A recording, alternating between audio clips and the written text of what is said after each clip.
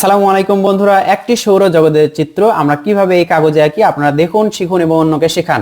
দেখুন, একটি টাকা বা কয়েন দিয়ে আমরা বৃত্ত আঁকার পর চতুর্পাশে সূর্যমুখীর মতো দাগ আঁকলাম, এটা হবে সূর্য।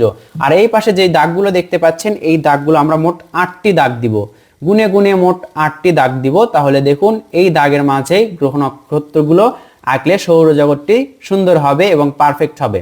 আমরা এই গোল দাগগুলো দিয়ে রাখবো। এই দাগগুলো দেওয়ার কারণে আমাদের ড্রয়িংটা অনেক সহজ হবে। পেন্সিল দিয়ে হালকা করে দাগগুলো দিয়ে নিব, যেন ভুল হলে বা গোলগুলো সুন্দর না হলে পরবর্তীতে মেশানো যায়।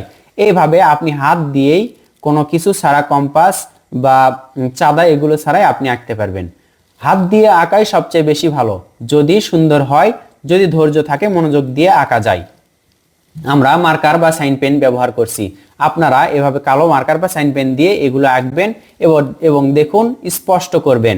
পেন্সিল দিয়ে আঁকার পর স্পষ্ট করবেন। পেন্সিল দিয়ে আঁকলেও সমস্যা নেই, তবে রং করার জন্য এভাবে গাঢ় রং বা সাইন পেনের দাগ দিয়ে রাখা ভালো।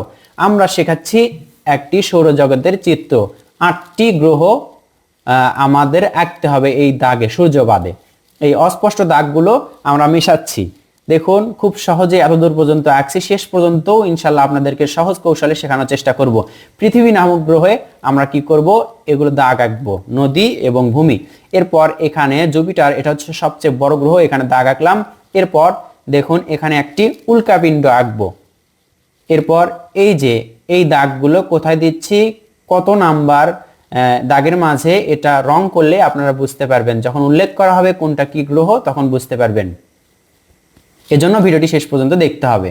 ছোট্ট আরেকটি চাঁদ আঁকার পর আমরা সূর্যতে রং করছি। দেখুন, রং করা খুব সহজ। হলুদ রং পুরোপুরি করলাম, আর কোথায় কোথায় হলুদ আছে সেখানে আমরা হলুদ রং করব। রঙের যদি উলটপালট হয় কোনো সমস্যা নেই। এখন কমলা রং আমরা সূর্যের পাশে করছি, এতে আরো চমৎকার লাগবে।